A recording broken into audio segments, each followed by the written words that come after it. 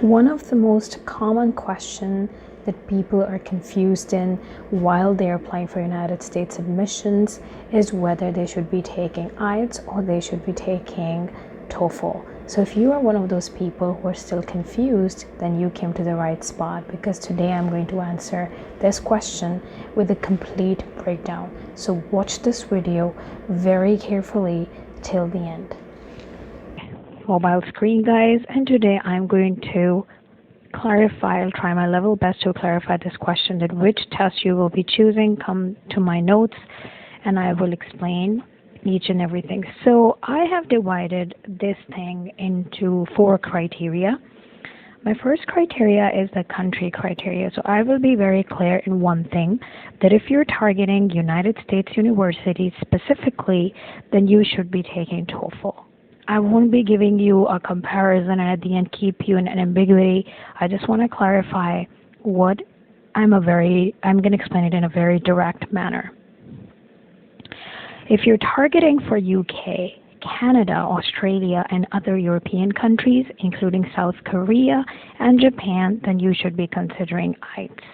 So the first criteria that you should be considering whenever you are giving either Toefl or Ielts, that should be your country-specific criteria where you are interested in applying. So please try to remember one thing, that there's another thing. A lot of other American universities accept Ielts as well, but in general, Toefl there's an estimate and there's also some research done.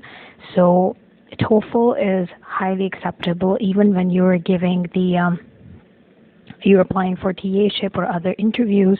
They kind of prefer Toefl because Toefl is made by an American company. Let me explain it to you. It's basically a test of English as a foreign language, and it's an English proficiency test, which is made by ATS, which is an American company. It's the same company which makes GRE exam. So they definitely take a bit pride in that. Number 2 is the Ielts. Now, Ielts is basically, again, an English proficiency test, which is owned by British Council, and it's a very high-level English testing exam in general, because you will be tested on a variety of different languages, while in Toefl you will be tested on just American language, as far as my experience is. So, yeah. And the format is almost similar. I'm going to explain this in a minute. But format shouldn't be your criteria to choose which test you want to prefer or not.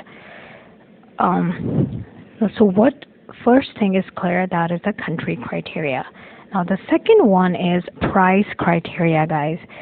So one thing is for sure, that Toefl is way cheaper than Ielts. Not way cheaper, but cheaper as compared to Ielts. So if you're a person who wants to save some money and they're not considering it as an option, you can go for Toefl. But to be honest, there is not a big difference. Number 3, which is one of the most important criteria, I'm going to explain it in further detail, is a band versus scale war, I call it. In Ielts, you have a band system, but in Toefl, you have a scale system. Let me explain it to you in a minute. So, in Ielts, the format is like this. Basically, Ielts is both general and Ielts academic. If you're targeting for universities, it should be Ielts academic. If you're targeting for visas, it's Ielts general. So the format is like this, that the exam is almost 3 hours, and it has same questions as Toefl and stuff. And you will receive a score on the basis of band from 0 to 9.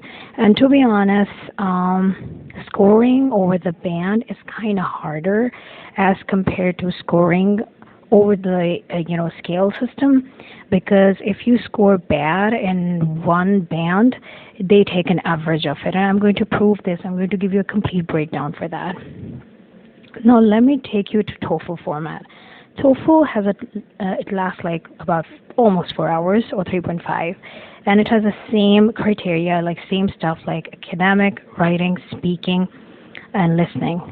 You have a 10 minutes break and between listening and speaking sections, and please take notes of whatever I'm telling you, and you will receive a score of 0 to 30, and the combined score will be 0 to 120, which is like a total score. So at the end of the day, if you score, every scale is individually ranked. That is one of the most important things. And later on, they just take a cumulative.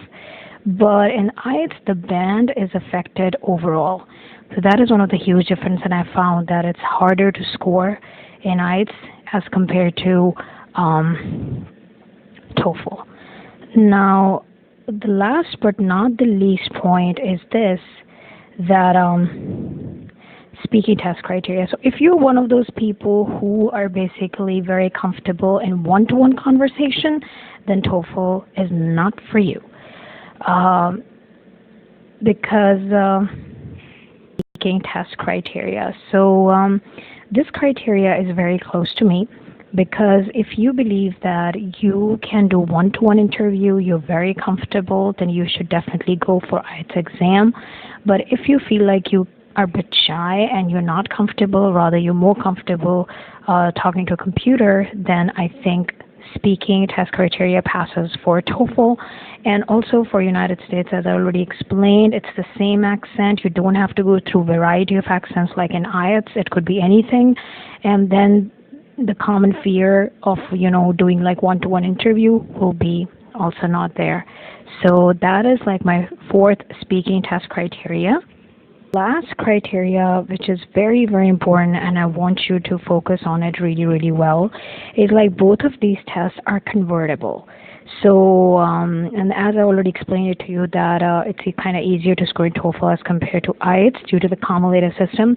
Let me take you to the official page, an official research done by ETS themselves, and they have given this equivalency table which can help you decide that which test you want to do, which test is going to be more comfortable for you.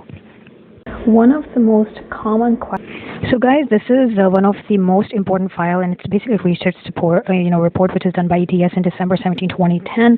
And I got this PDF, so I decided that I would share with you my results and give you a complete breakdown, where we will be, having a clear idea that how you can relate TOEFL IBT scores to IELTS scores. So if you go further in this report, if you want, I can also attach this for you. This is like a whole calculation, the way IELTS exams have been break down. Their mean, their standard deviation, score ranges, and the bands have been explained thoroughly, and the correlation relations have been explained as well. So in this file, they've explained thoroughly that how they're basically creating a band, and see the correlation, which is the similarity between the listening and the speaking and the reading and the writing. So interestingly, if you look at the stats, writing and the speaking are a little different from each other because the correlation is 0.5 and 0.44. But the listening and the, in general, the reading is quite similar. So this is one very important point that you should be considering while you will be, creating a correlation. I'm sorry about the small size of the screen. Now let's get back to the score comparison. This is like one of the most important things that I always wanted to show you guys. If you want to do a reading comparison, speaking comparison, writing, every comparison is there. But I will focus on the final or the total score compilation, which is like very, very important. So in TOEFL, the total score scale is from 0 to 120. As you can see, the scale is from 0 to 120, while in IELTS, the scale is from 0 to 9. Now, this blue shaded portion that you can see reveals the comparison from 5.5 band to 7.5.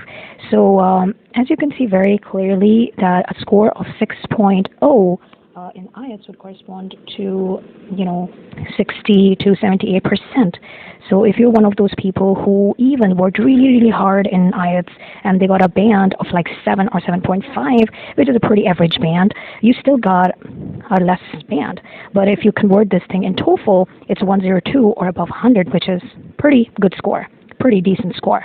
So if you look carefully here, you will get your question answered, that as compared to a score comparison, a score chart, TOEFL is way easier to score as compared to IELTS. Even like if you score like 8.5, then it's 115 to 117. So what I just suggest you is to look at it thoroughly, do your calculations, and give me your feedback in the comment section.